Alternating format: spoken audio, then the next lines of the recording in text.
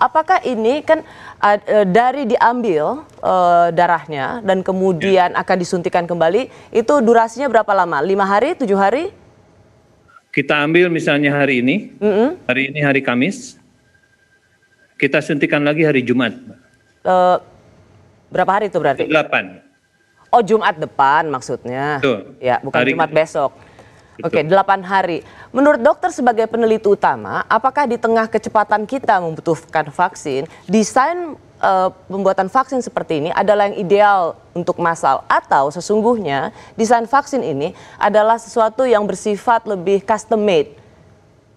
Mereka yang punya komorbid atau mereka yang punya penyakit berat, sehingga mereka juga yang selama ini dengan vaksin-vaksin yang ada tidak bisa mendapat vaksinasi, tapi dengan vaksin corona ini mereka tetap bisa diikutsertakan.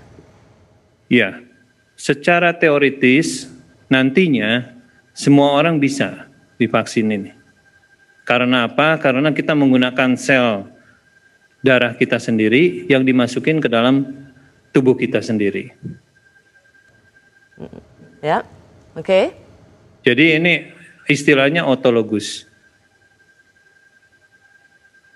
Iya, tapi di tengah kita butuh cepat, kan vaksin yang ada ini sekarang langsung 1 hari 5.000, 7.000, apakah dan langsung sekali suntik. Ada periode lagi 2 minggu atau sebulan berikutnya. Apakah dengan metode seperti ini cukup memadai untuk vaksinasi massal? Ya, jadi kalau masalah itu saya kira Mbak, ini yang penting adalah buktikan dulu bahwa ini vaksin bermanfaat. Itu yang ingin Anda utarakan ya?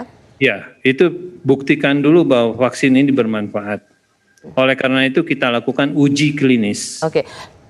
Kemudian setelah itu soal nanti diproduksi massal atau tidak, itu tergantung fasilitas yang ada. Dokter Joni. Fasilitasnya diperbanyak, tentu kita bisa bikin banyak. Dokter Joni, kita berharap dan kita sedang menunggu prosesnya bahwa ini bermanfaat.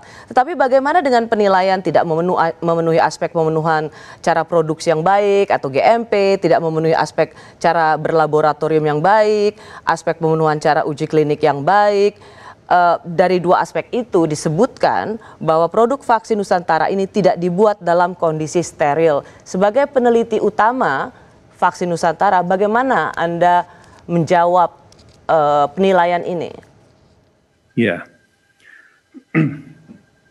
jadi saya sangat berterima kasih atas komentar-komentar itu, dan tidak dalam kapasitasnya di sini saya menjawab, tetapi menurut saya itu adalah sumbangsi daripada teman-teman sejawat maupun orang lain yang mungkin tetapi hanya caranya saja mengkritik. Tetapi buat saya itu adalah sesuatu yang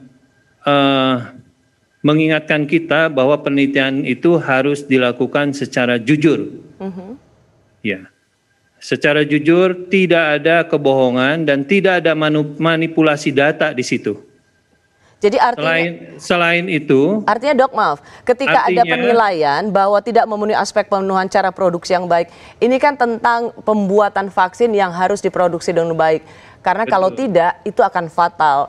Kalau ini ditujukan pada vaksin Nusantara sebagai jawaban profesional dan etik dari seorang peneliti utama, bagaimana menjelaskannya? Ya, tentunya di dalam penelitian itu ada kaidah-kaidah. Ada kaidah-kaidah etik, ada kaidah-kaidah penelitian. Yang tentunya ini adalah suatu penelitian yang sangat besar, yang skalanya demi kepentingan bangsa dan negara, dan juga yang dipertaruhkan adalah TNI, termasuk TNI AD, termasuk RSPAD, bukan diri saya sendiri. Oh, Anda memasukkan yang dipertaruhkan adalah TNI Angkatan Darat? Betul. Jadi kita akan berusaha mentaati semua tahapan-tahapan penelitian dengan baik, walaupun semuanya kita lakukan dengan cepat karena kita ingin ada vaksin yang bisa mengcover seandainya kita kekurangan vaksin. Ya.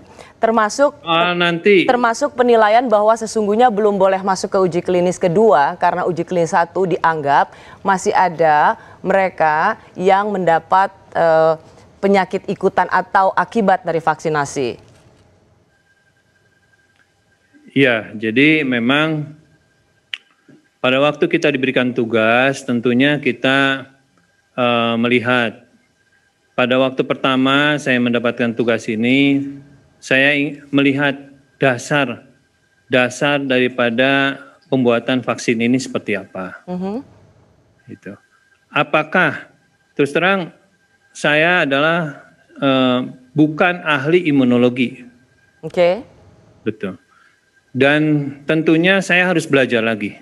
Saya belajar lagi imunologi dasar, saya minta data-datanya, saya tidak iakan langsung, tetapi saya belajar dulu, saya lihat dulu apakah vaksin ini rasional apa tidak. Itu Anda pelajari dari itu yang dari peneliti Amerika? Saya pelajari dari semua saya pelajari, termasuk saya lihat kalau memang ini sudah ada listing di WHO, saya buka WHO, saya lihat ada di nomor berapa, vaksin ini, kalau Mbak buka di WHO ada di nomor 52, artinya apakah kita yang pertama masuk akal apa enggak sih ini dilakukan. Yang kedua tentunya ini kredibilitasnya gimana? Persis dok, itu yang memang... Apakah kalau di WHO itu sudah ada listingnya terus kita ragukan? Oke. Jadi Anda melihat bahwa selama ini penilaian misalnya tidak memenuhi aspek pemenuhan cara produksi, GMP dan lain sebagainya itu sesungguhnya tidak seperti yang dituduhkan karena terbukti 52 listing WHO. Kalau buat gitu. saya bukan tuduhan, Mbak. Penilaian? Bukan. Apa? Itu adalah motivasi saya supaya saya berbuat sejujur-jujurnya, berbuat apa adanya dan jangan seperti yang dituduhkan. Oke, meskipun sebenarnya agak nggak ada hubungannya sih Pak dengan Bapak. Pak Joni ini bukan tentang pribadi Bapak, ini tentang proses penelitian keseluruhannya. Itu esensi dalam penelitian. Betul, karena itu sebenarnya kita ingin mendukung proses vaksin Nusantara, tapi kan yang ingin juga diketahui yang paling penting bermanfaat itu adalah menyelamatkan nyawa manusia. Baik, dokter. Tentunya tidak akan sembarangan gitu. Itu janji dari tim peneliti utama.